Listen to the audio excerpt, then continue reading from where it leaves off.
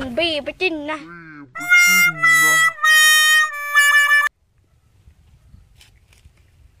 Mà cho lên á.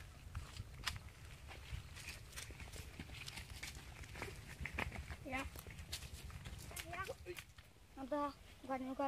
Quan bây giờ nè, bông bê chinh có hồ bì nè. Mà quan muốn ta cái nhớ tập yêu ta đang muốn được quan yêu cái nhịp ta nè.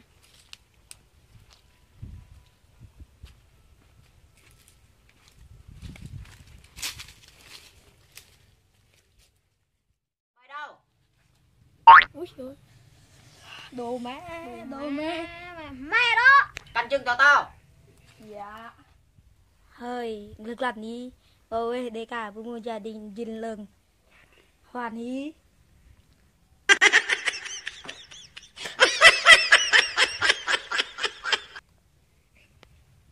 Bình đâu? Có. Xem thử cà phê chỗ đó ai cắp. Mày.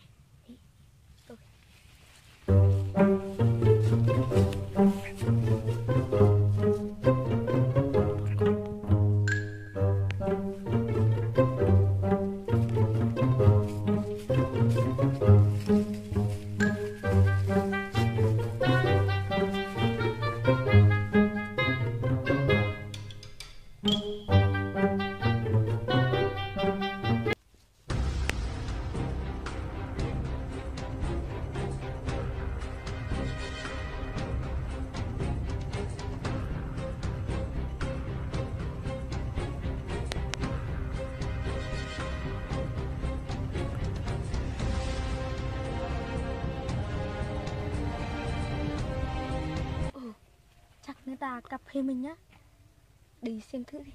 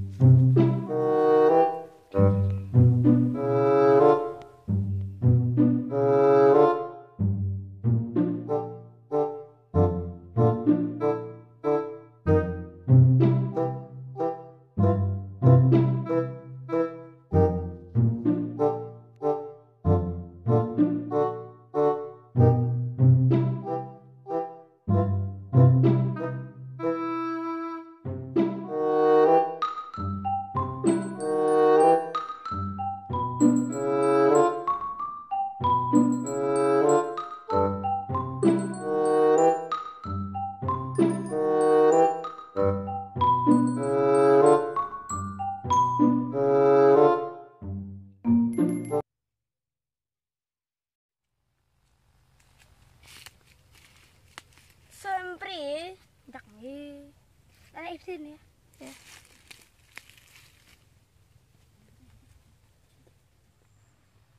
Thôi này là pop ít nữa. Nó thở. Ê nó bạ ở ra đi à. Trong mã đi ha. Ê lạt lên ha. Vậy nên ha.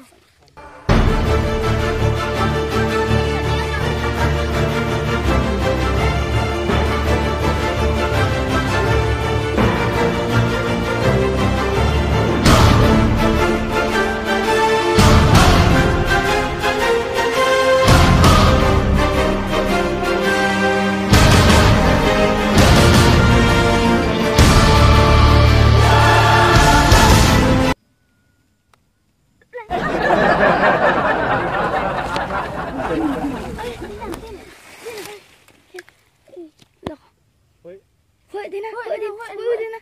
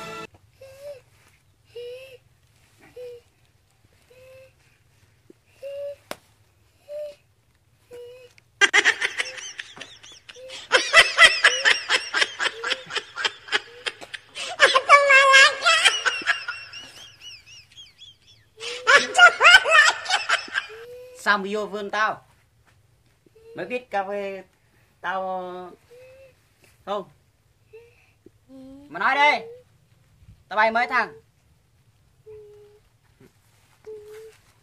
mày biết ca của tao bao nhiêu không mà mày biết tao lo 20 triệu luôn á, biết không?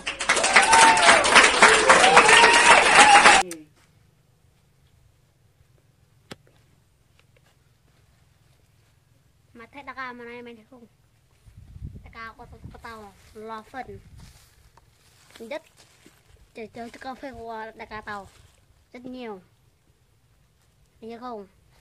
Mà đừng cắp nữa nha, mà cắp một lần giết này luôn á, thấy không? Sáng này chưa ăn. Đại ca, em đau các bụng. Đi đi. Dạ.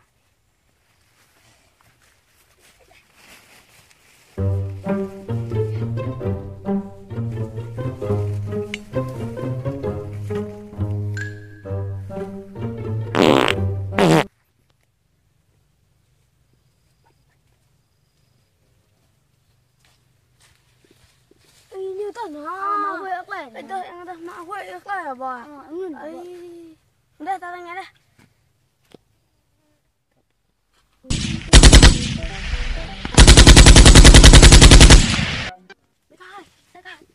đây ta cọ người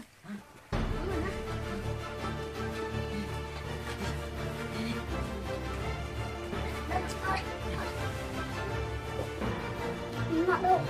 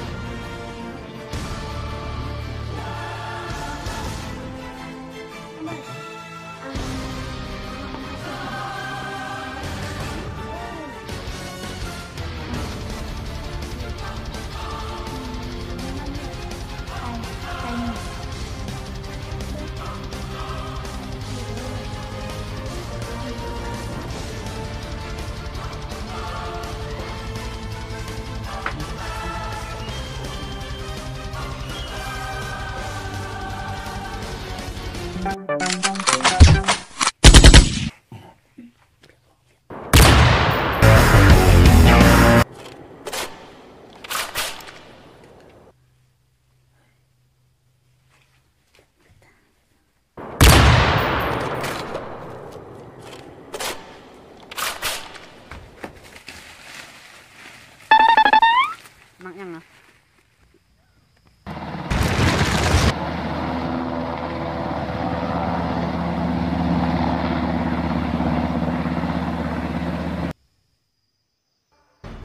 Anh em đâu? Tiến thắng.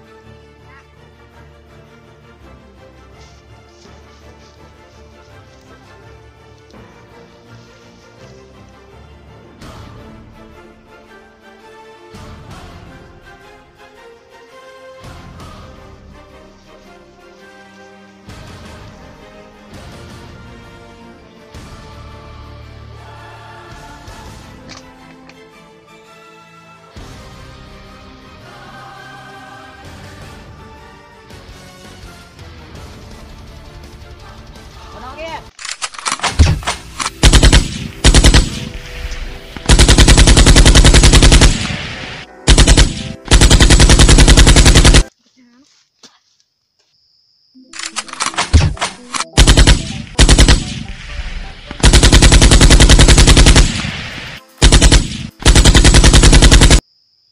Kaboom.